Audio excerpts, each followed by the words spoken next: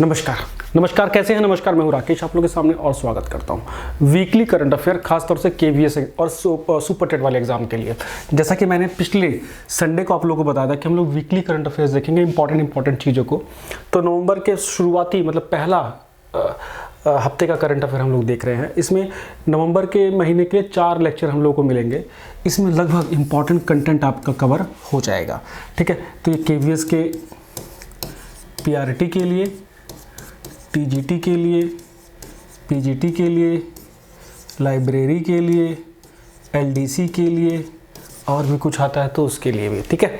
चलिए चीज़ों को शुरू किया जाए। और पहला क्वेश्चन, लिमिटेड क्वेश्चन कराऊंगा आपको, लेकिन इन क्वेश्चंस को प्लीज़ जरूर करिएगा। रैपिड फायर करके बाकी सारे क्वेश्चन मैं आप लोगों को बड़े सेशन से करा दूंगा, लेकिन इन लेक्चर्स को, इन पॉइंट्स को जरूर कर लीजिएगा।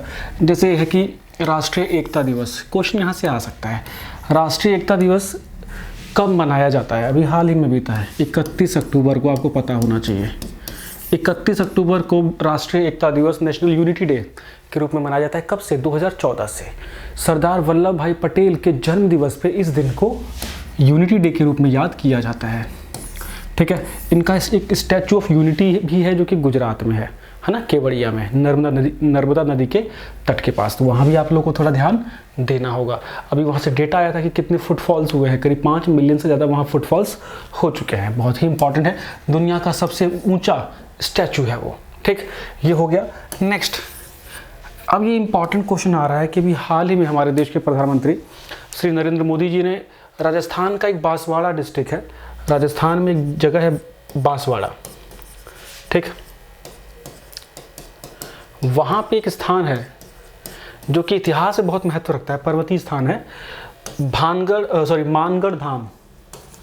मानगढ़ धाम, इस जगह को राष्ट्रीय स्मारक घोषित कर दिया गया है,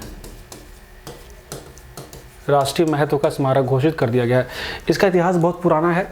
यहाँ पर भील आदिवासी जनजाति के करीब 1500 से अधिक लोगों ने बलिदान दिया था गुरु गोविंद सिंह जी के नेतृत्व में, ठीक है। तो ये बहुत बड़ा इंसिडेंट था ये मध्यकाल के आसपास में, इसलिए यहाँ से ये इम्पोर्टेंस था हमारे हिस्ट्री के पर्सपेक्टिव से। तो अभी हाल ही में न्यूज़ में रहा है ये इंपॉर्टेंट। मानगढ़ धाम, बांसवाड़ा डिस्ट्रिक्ट, राजस्थान, डन। तो ये रीड का परीक्षा भी आ रहा है वहाँ से, उसके लिए भी इंपॉर्टेंट है ये। नेक्स्ट पॉइंट अगर हम देखेंगे, आसियान देश, association of south east Asian nation. ASEAN का फुल फॉर्म क्या है बच्चे? Association of south east nation. 10 देशों का ये संगठन है, बिल्कुल पूर्वी एशियाई देशों का समूह है ना। नीचे बिल्कुल भारत इसका समूह नहीं है, लेकिन इनका अलाई के रूप में काम करता है। तो अभी हाल ही में सिंगापुर में एक बैठक हुई थी, आसियान की बैठक नहीं थी वो एक मीडिया सदस्य देशों के मीडिया समूह की बैठक थी। उसमें आसियान और इंडिया फ्रेंडशिप ईयर डिक्लेयर किया गया। उसको सन 2022 को, ईयर 2022 को आसियान इंडिया फ्रेंडशिप ईयर के रूप में डिक्लेयर किया गया है। बहुत ही इंपॉर्टेंट है बच्चे, ठीक है। नेक्स्ट, इस नाम से क्वेश्चन आने वाला है, गारंटी के साथ कोई रोक नहीं सकता है। ये जो पीडीएफ है मैं आप लोगों को भी दे दूंगा, जो मैं लिख रहा हूँ ना, ये टेलीग्राम ग्रुप में चली जाएगी। टेलीग्राम ग्रुप से नहीं जुड़े तो जरूर जुड़िए। केवीएस के लिए आपके पास ज़्यादा समय नहीं है। अभी भी मैं कह रहा हूँ कि इस साल के अंत तक में वैकेंसी आपको देखने को मिल सकती है, पूरी उम्मीदें हैं। अपने प्रिपरेशन को लेके लगातार मजबूत रहिए। किसी समस्या से, कोई भी समस्या अगर आपको आती है, क्लासेस से जुड़ना है, किसी प्रकार से कोई दिक्कत आपको आ रही है, तो हमसे जुड़ सकते हैं, हम बात कर सकते हैं। वो नंबर आपके पास ही होगा। टेलीग्राम ग्रुप में जुड़ सकते हैं, वहाँ पर जो कंटेंट मिल रहा फ्री में पढ़ते रहिए, उसको बस यूटिलाइज़ करिए चीज़ों को। एलन मस्क, पहले ये टेस्ला कंपनी के मालिक है ना, फिर एक स्पेस कंपनी के भी मालिक हैं, स्पेस एक्स के नाम से, जो कंपनी मार्स के ऊपर अपना मिशन चला रही है। अब इन्होंने ट्विटर भी खरीद लिया है भाई। ट्विटर पे ये हाल ही में बहुत चर्चा में आए, है ना। ट्विटर के सीईओ को इन्होंने बर्खास्त भी कर दिया, पराग अग्रवाल। ये सारे नाम आपको याद रखने हैं।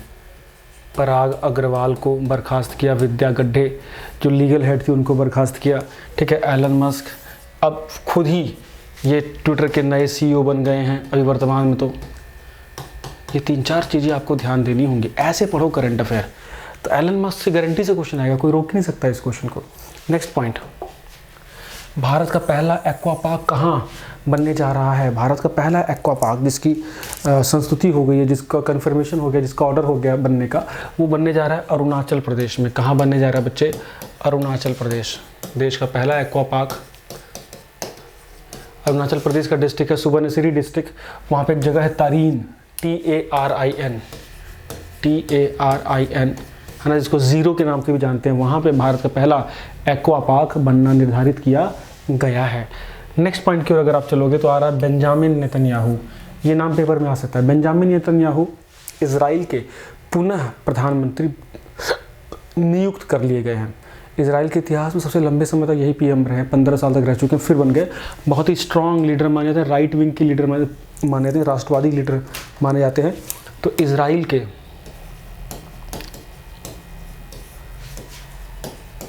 नए राष्ट्रपति, ठीक है भाई, इम्पॉर्टेंट है रहेंगे।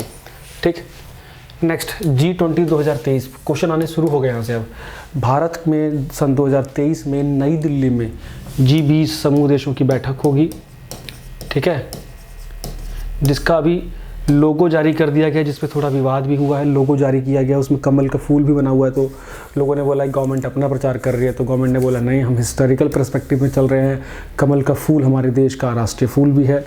खैर, इसका थीम क्या है 2023 में जो दिल्ली में G20 समिट होगा, उसका है one earth, one family, one future. एक पृथ्वी, एक परिवार, एक भविष्य। याद रखना बच्चे। Next point, justice Rituraj Awasthi. Justice Rituraj Awasthi अभी न्यूज़ में आए हैं। क्यों?